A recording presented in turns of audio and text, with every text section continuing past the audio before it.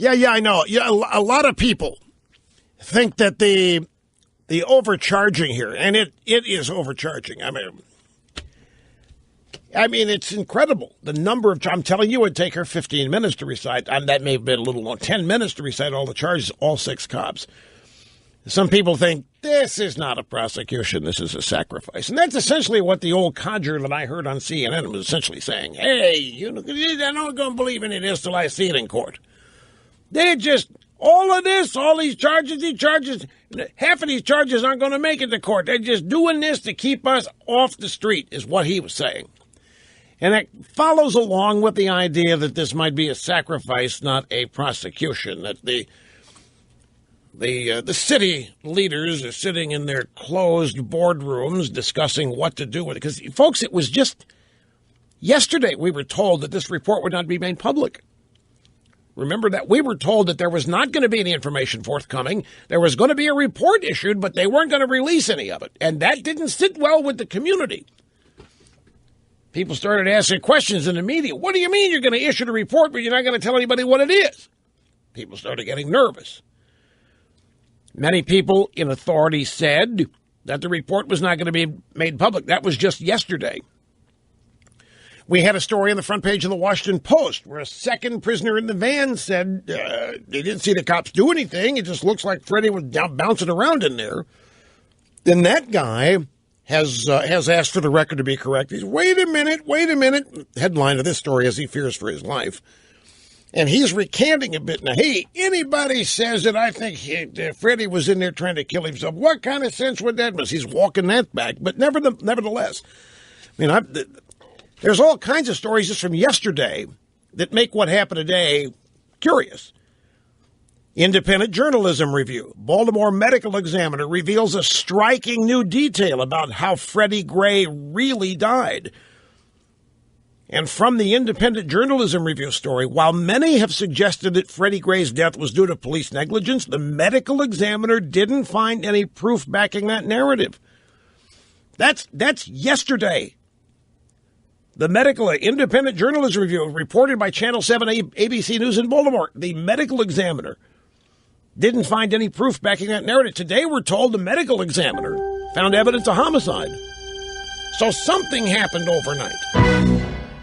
And welcome back. Welcome to Open Line Friday, hosted by me, El Rushbo, your guiding light through times of trouble, confusion, murkiness, tumult, chaos, looting, not just of stores, but of the legal system.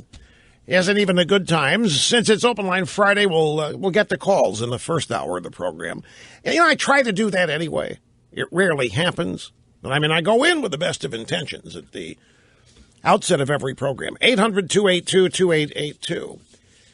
So look, Baltimore Medical Examiner reveals a striking new detail about how Freddie Gray really died this last night, yesterday. And ABC Eyeball News Baltimore, Channel 7, maybe in what? No, it would be Baltimore, reported on how Gray was not injured during his arrest and the way he sustained his fatal injury. This is the Independent Journalism Review yesterday. While many have suggested that Gray's death was due to police negligence, the medical examiner didn't find any proof backing that narrative. This was reported yesterday. That's all we have to go on. Today, the state attorney said that the medical examiner's determination was that the death was a homicide. What happened between yesterday and this morning's press conference? An investigation into the death of Freddie Gray has found no evidence that his fatal injuries were caused during the videotaped arrest and interaction with police officers, according to multiple law enforcement sources. The sources spoke to ABC 7 News after being briefed on the findings of a police report turned over to prosecutors yesterday, as well as preliminary findings made by the medical examiner's office. Sources said the medical examiner found Gray's catastrophic injury was caused when he slammed into the back of the police transport van, apparently breaking his neck. A head injury he sustained matches a bolt in the back of the van. That's yesterday. Now, according to what Ms. Mosby said today, correct me if I'm wrong out there, you people, but I didn't hear her say that the cops got in the back of the van and started throwing Freddie Gray around. She didn't even allude to the rough ride, which was all we were hearing about yesterday. Well, now this is a heck of a report here from yesterday. Eyeball ABC News in Baltimore, the Independent Journalism Review. And in today, the state's attorney goes out there and tells a completely different story. Now, don't misunderstand. What she did today is the record. I don't want to get caught in this trap where the exit polls mean more than the real polls, the real votes. That's not what I'm doing here. But I mean, somebody sourced this stuff yesterday. These people in the media just didn't report this stuff out of the cloud. Somebody gave them this information that they ran with and published yesterday. Here in the Baltimore Sun, Gray suffered head injury in prison van, sources familiar with investigation say. Now, this version, again, this is yesterday, the Baltimore Sun does its best to preserve the rough ride angle and to downplay the he was trying to harm himself angle. They have no curiosity about the position of the bolt in the van. That the story we just read to you says a bolt in the van. He hit his head in the bolt. They got evidence of that, and that's what caused his death. The Sun, they don't wonder why the second prisoner never mentioned the van ride being rough. They still claim Gray was handled roughly during his arrest, despite the two videos to the contrary. And like the rest of the drive-bys, the Baltimore Sun never reports the racial makeup of the 6 officers. We still don't know that. Well, somebody might, but it hasn't been officially reported. Why is that? In Ferguson, Missouri, that's all that mattered, was the racial makeup of the cop. In New York, on the Eric Garner case, that's all that mattered, right? Was the racial makeup of the cops. But they're not telling us the race or races or the sexual orientations or the sexual preferences or the party registrations of the 6 cops involved here.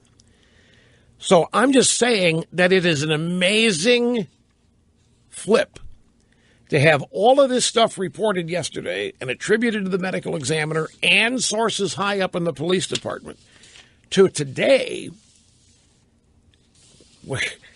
So what happened overnight? What happened here?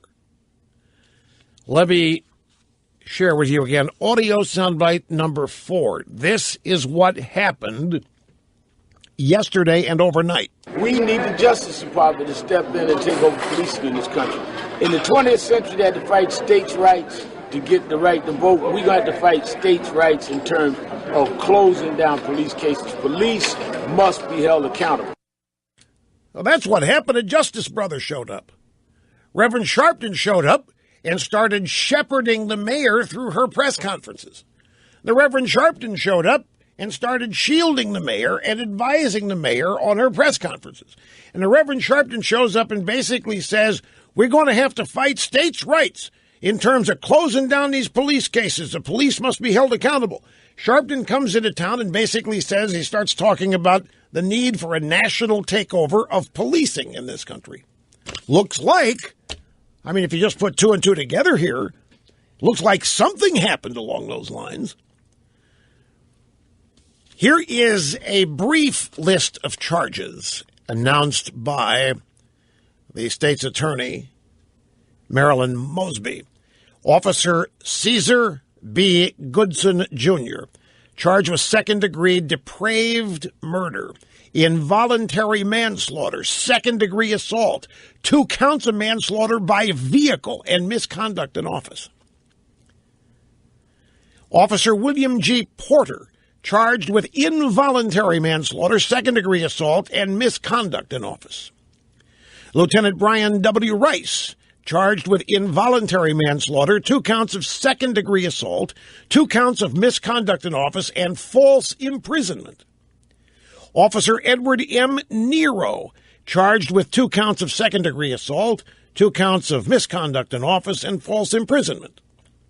Officer Garrett Miller, charged with 2 counts of second-degree assault, 2 counts of misconduct in office, and false imprisonment. And Sergeant Alicia White, involuntary manslaughter, second-degree assault, and misconduct in office. Warrants were issued this morning around 9:30 or 10 o'clock for the arrest of the officers. And it was at that point that Marilyn Mosby said to the people of Baltimore and the demonstrators across America, I heard your call for no justice, no peace. Your peace is sincerely needed as I work to deliver justice on behalf of this young man. No justice, no peace. That's not her phrase. No justice, no peace can be traced back to the Justice Brothers.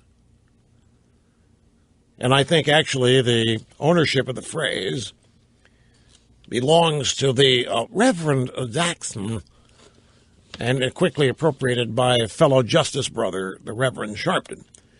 These officers could face up to 20 years in prison on the charges. The Baltimore Police Fraternal Order of Police No. 3, the cops union, issued a letter to Marilyn Mosby this morning on behalf of the cops, saying that this death was not the officer's fault, and they requested a special prosecutor, citing conflicts of interest with Mosby's office. The conflict of interest supposedly is that Marilyn Mosby herself is very, very closely linked with the lawyers and family of Freddie Gray. The letter that she got from the police union says, each of the officers involved is sincerely saddened by Gray's passing. They are all committed police officers who have dedicated their careers to the Baltimore City Police Department, and that has been lost in all the publicity. All death is tragic, and death associated with interaction with police is both shocking and frightening to the public. And I can't help but go back to this old codger on the street that CNN found who didn't believe any of this. He thought, all these charges aren't going to end up in court. You wait and see. These charges are just to keep us quiet. I'm paraphrasing what he said. Let's take a break, and we'll come back and get started on the phones. EIB Network, back before you know it.